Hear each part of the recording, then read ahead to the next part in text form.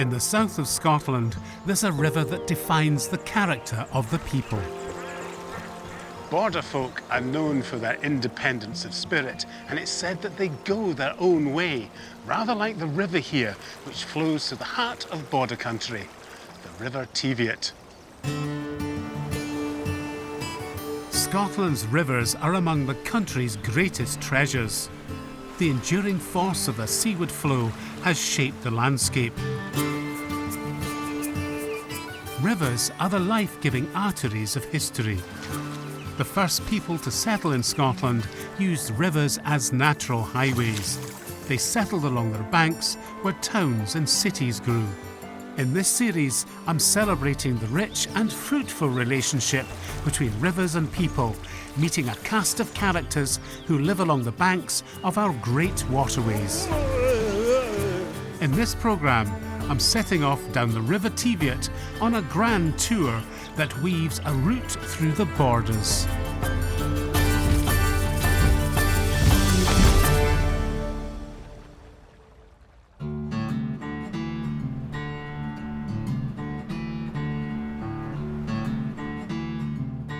My route starts at the source of the Teviot, discovers the bloody reiving history of Teviotdale, gallops with the Hawick common riding, visits a haunted jail, and finally reaches the Tweed, where a king went off with a bang.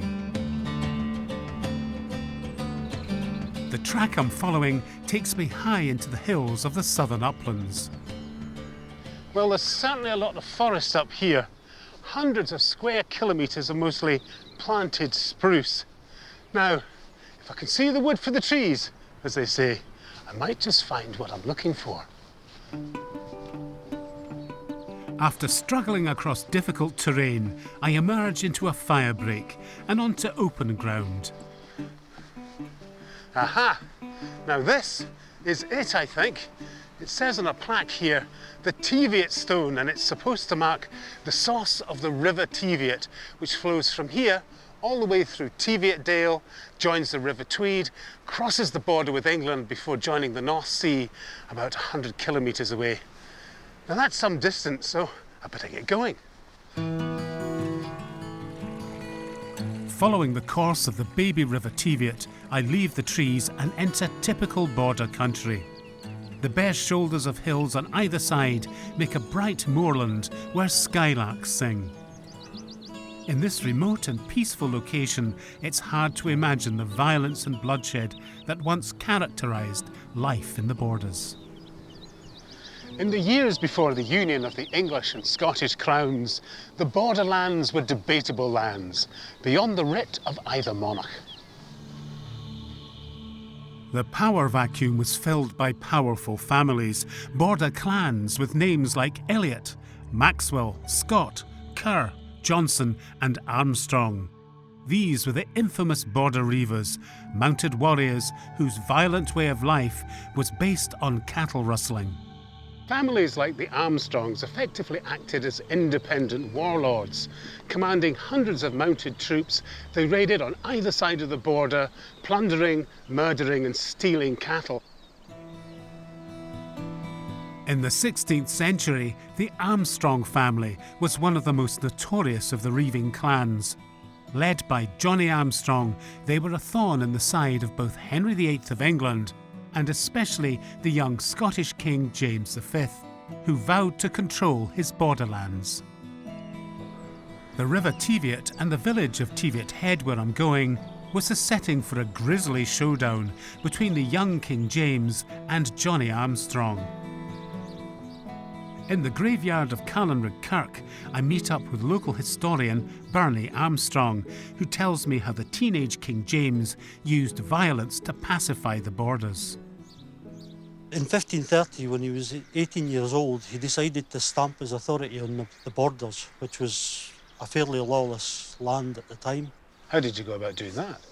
He did it under the proviso of a hunting party. Came down here with 8,000 men, as he do for a hunting party. And he wrote a letter to Johnny Armstrong of Gilnockie, the most powerful reiver there ever was, and invited him to come here to Callanrigg.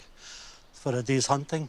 Right. Johnny turned up with 36 men, Uh-huh. but it was just a false invitation. Right. You know, the gallows were waiting for them. How did Johnny Armstrong react when he was suddenly taken prisoner, when he came expecting to go hunting? Johnny begged for mercy because he knew what was coming. He's quoted as saying, "Why seek grace at a graceless face when there is none to be had?" And he didn't get any mercy. Didn't get any mercy. And no. he was executed, was he? They were all strung up from these trees, yes, 36 men. And was the king ultimately successful in stamping in his authority No, here? very much the opposite. Johnny was seen as a Robin Hood type character to all the reivers families. Uh-huh. And they turned against the king. They united in their hatred for the king. So the young king's plan to pacify the borders by getting rid of some of the reivers completely backfired? Definitely backfired, yes.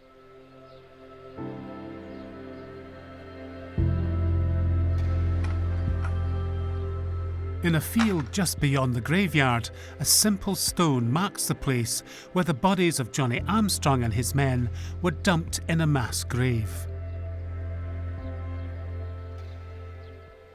An ignominious end to a powerful borders character.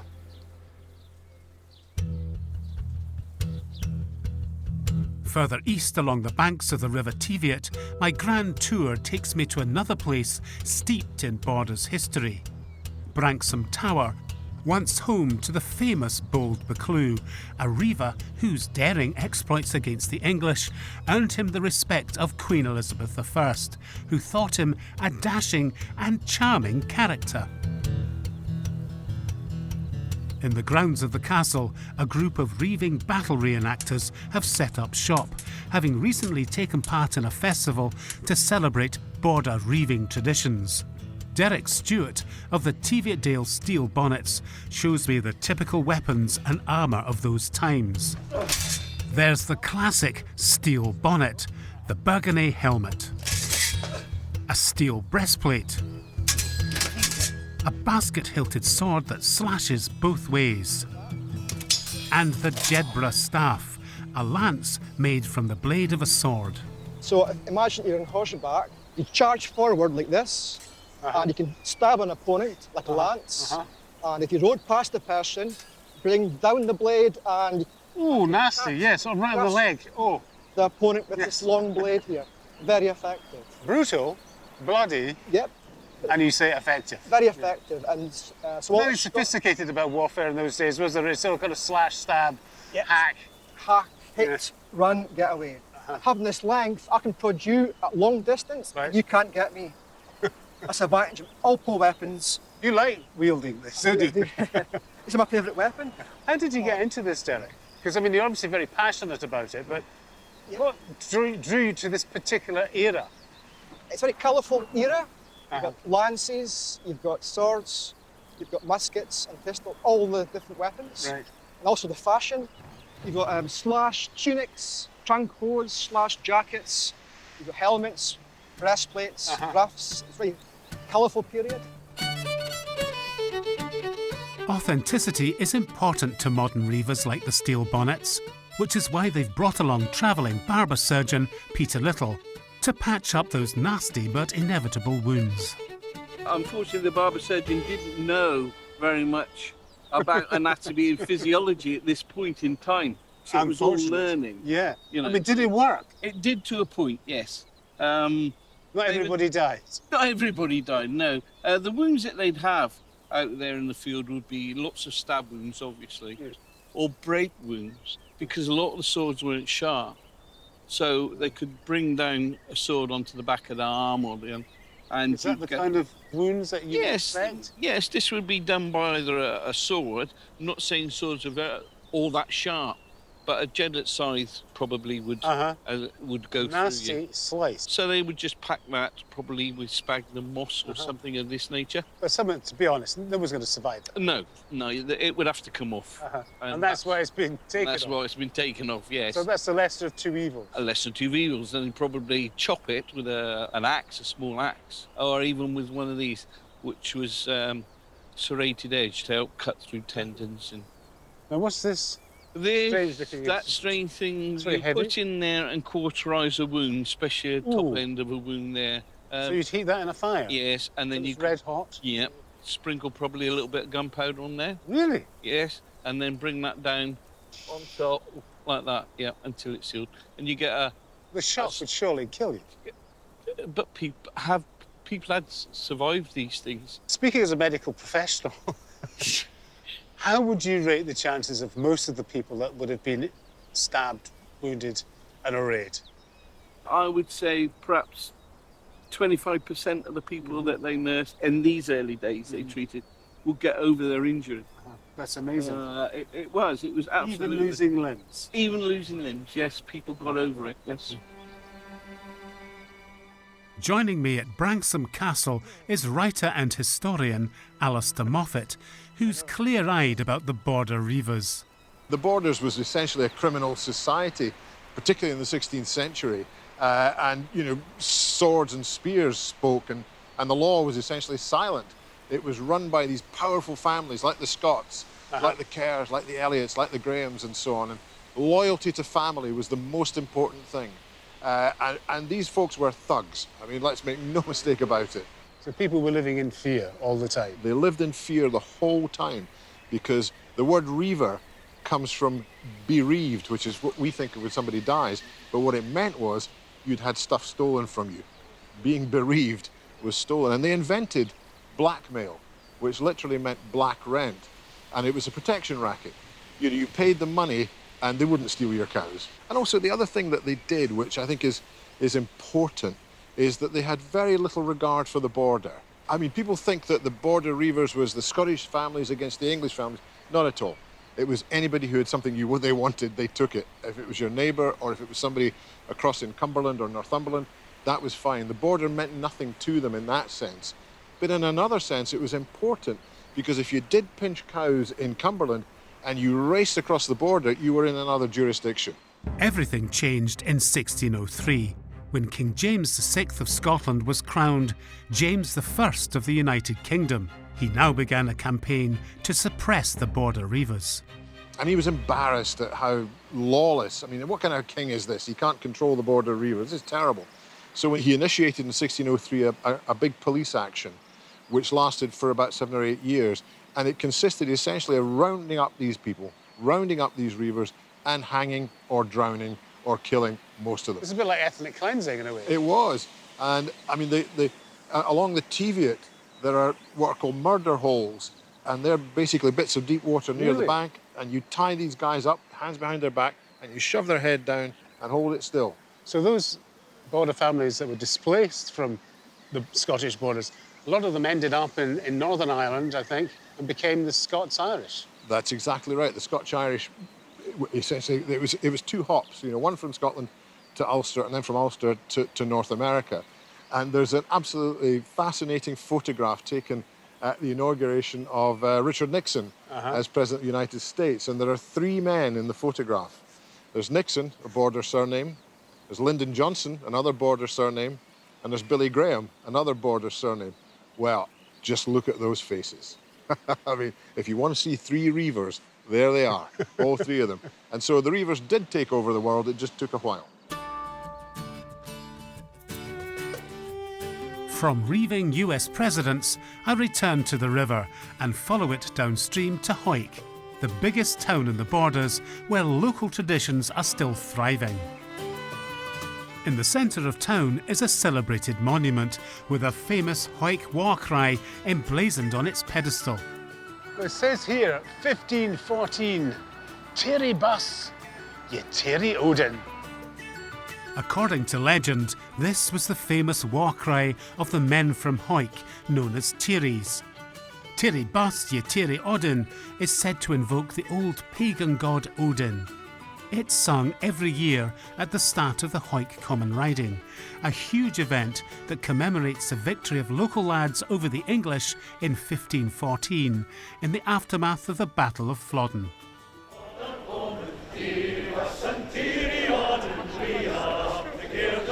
You have to be up early to catch the singing. But despite the early hour, there's a growing throng keen to hear the ancient refrain.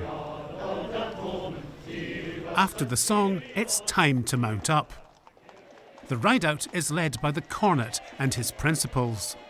It's a hugely important day for them all, the most significant date in the Hawick social calendar.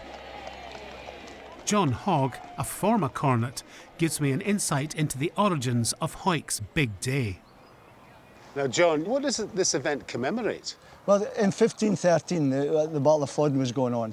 And just after that, the English were coming over the border to take over Scotland.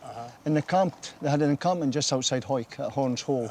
And with all the married men and everything, the older men being away at war, it was left to the youths of Hawick, the young youth. And they went across to Horns Hole one night and defeated the English, killed them off, and stole their flag. Right, stole the flag. Stole the flag. Well, they didn't steal it because it killed them, so it was our flag then. And we come out now and we've got common land. We were gifted common land way back in the 1700s.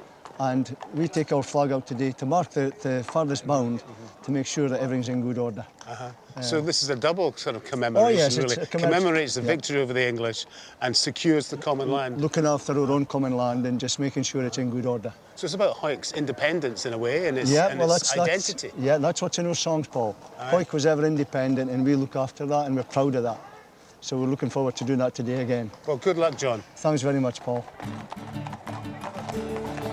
There are almost 200 riders joining the mounted procession, which makes its way through the town and up the hill towards the common land.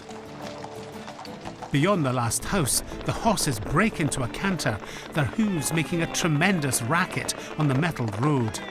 This recalls the day when the Teary youths of old galloped away with the captured English standard after their victory over the English.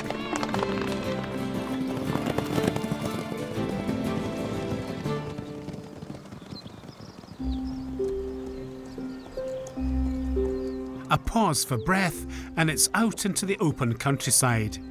This is the riding of the marches, which leads to the extremity of the Hawick common lands. In a corner of a remote field, the cornet dismounts and performs an age-old custom, cutting the sod. The riders now head for the muir above the town, where the cornet presents the standard to the crowds of Tieries who've assembled to enjoy a day at the races. As the horses race around the track, I catch up with the jubilant cornet, Greg Middlemass, on his day of days. What was it like when you got on the horse this morning? Were you feeling nervous? I was just excited, just really looking forward to first of all going to the hat and then back up here. It's just good to be back up here again. Any high points for you throughout this course of this particular event? It's just amazing going round the mare, seeing everybody, seeing all the way around the rails, busy, everybody there. It's just great to see everybody back. And everyone was safe out and safe in? Oh, everyone. Any casualties on the way? No, stand bank, everybody's okay though, everybody's okay. Aye. That's good, because I saw a couple of loose horses running There's around. a couple of bank to go up, everybody's okay, so that's good. From the muir above Hawick, I head downstream, passing the village of Denham to the confluence of Jed Water and the ancient town of Jedburgh, once known as Jedhart, and its magnificent ruined abbey. The story of all the great border abbeys is sadly similar. Along with Melrose, Kelso and Dryborough, Jedburgh Abbey suffered at the hands of English armies. It was then finally pulled apart during the Reformation, when all the great ecclesiastical houses were deliberately destroyed or quarried for stone. Now it stands as a magnificent ruin in the heart of the old town. That rather unglamorous looking car park over there, also in the centre of town, has a personal family connection. A large house known as Abbey Green once stood there, and it belonged to my mother-in-law's great-aunt Ella Blair, the Lady Provost of Jedburgh. During the Second World War, my mother-in-law Anne was evacuated from Edinburgh to stay with her great-aunt at Abbey Green. One night, the air raid sirens sounded, and fearing a firebomb attack, Great-aunt Ella Blair called to the housekeeper, as you did in those days if you had one. "Mrs. Scott," she cried, "fetch the stirrup pump and some water." Now, hearing this commotion going on, my future mother-in-law peered out of the window and saw a lone aircraft with German markings flying across the face of the moon. The pilot of that plane later bailed out. He was Rudolf Hess, Adolf Hitler's deputy Führer, who was on a crazy mission to forge a secret German-British peace deal. Hess was arrested and later examined by doctors who diagnosed mental illness. After the war, he was tried at Nuremberg and sentenced to life imprisonment. Amazing to think how history hung in the balance the night that Hess flew over Jedburgh. Overlooking the town is Jedburgh Castle Jail. The original Jedburgh Castle was built in the 12th century and it changed hands many times during the wars with England. It was finally demolished in the 15th century to stop the English making use of it. Talk about desperate measures. In the 19th century, a prison was built on the site of the old castle.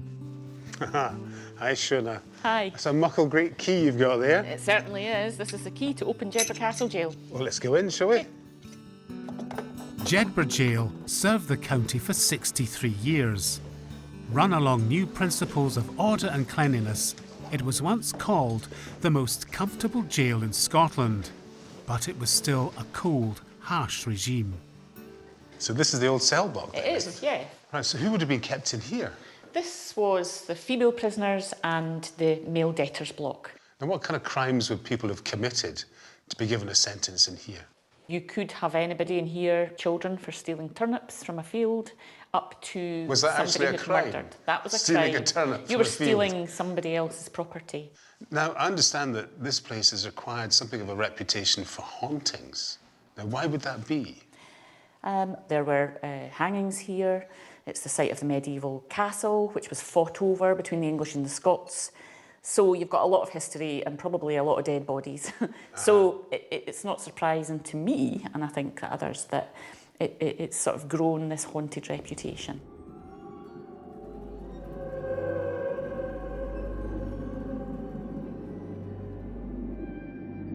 I'm keen to find out more about the ghostly goings-on in the jail. I meet up with Chris Fox, who has spent many hours examining paranormal activity in the old cell blocks. Why do you think there's such a lot of activity here? The prisoners in here were kept in their cells 24/7. Obviously, a lot of hard times back then. And when they've died, they've left an imprint here in the building. At night, it takes on a different feeling. It's really oppressive. We found that there's a dark and sinister spirit. Some of the activity we've had, we're sitting downstairs and we've heard furniture being dragged up here and footsteps up here. We've come up for a look and there's no one been here. That's poltergeist activity. Do you think we're going to be able to communicate with the spirit world today? We can try it, have some equipment with us that we can use. We can try it. Let's go and have a shot. So what have we got here? It's a spirit box. It's a modified radio which scans through the frequencies. And it picks up the idea is being like the spirits manipulate these radio frequencies to answer your questions. Does it work? No. That's a shame. Because I was going to ask you to demonstrate it. It's not so much that it doesn't work. It's I guess it's not actually been proven to work. Despite his reservations and my scepticism, Chris is happy to demonstrate the spirit box, and soon we're communicating with, well, someone. Is there any spirits with us that like to communicate with us? What was that? Can you say that again? There was definitely a voice there. Yeah, it definitely was, yeah. Did you die here?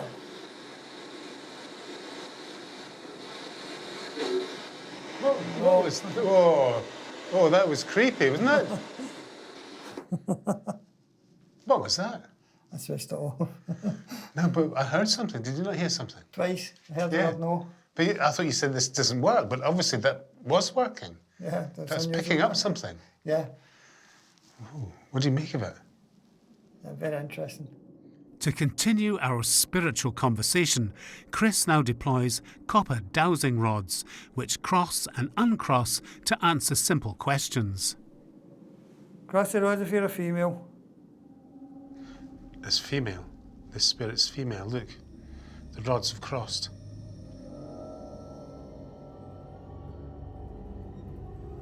I'm going to go through the alphabet. If you tell me the initial of your first name, please. Okay? Does your name begin with A?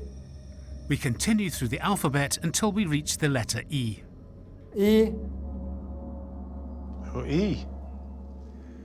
Wow. That's interesting. That's very interesting. Yeah. Do you want to continue communicating with us across the roads? That's a clear no then. We should leave this poor spirit in peace. What do you think? Yeah. Well, thank you. Wow. Well, that really was amazing, wasn't it? Yeah. I mean, what do you make of it? It's good that you're with me and you're actually seeing for yourself that it does actually work and do actually communicate with spirits. Did we really contact a spirit? Chris seems to think so. But then there's no scientific evidence for ghosts, is there? Still, it's a relief to return to the open air.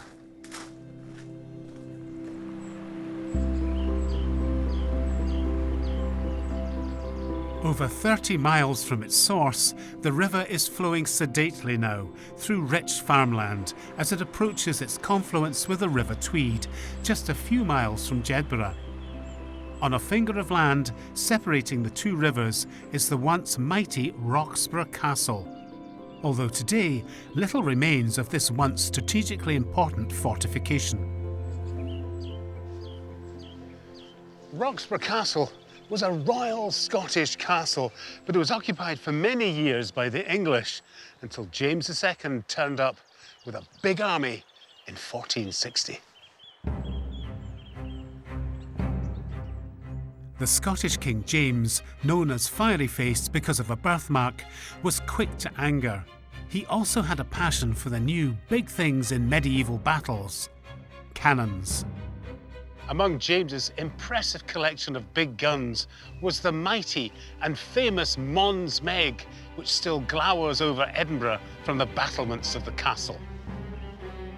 When the Scottish army arrived on the opposite bank of the river, close to where Fleur's castle stands today, James set up his artillery. From this vantage point, he began to bombard the besieged castle. But as the great guns began their furious cannonade, one of them suddenly exploded, sending fragments of hot metal through the air. A piece struck the king, shattering his thigh bone. Despite the best efforts of his doctors, James bled to death. He was just 29 years old. Close to where the king was mortally wounded is an ancient holly tree. Legend claims that this tree was planted close to the spot where the king fell in the throes of death. Now, he'd been fighting to secure the independence of the borderlands from the English. That was 5.5 centuries ago, and yet the people here still maintain a distinctive border character, which makes this a memorable place to end my grand tour down the River Teviot. Join me for my next grand tour when I'll be following the River Eithne through Scotland's north-east.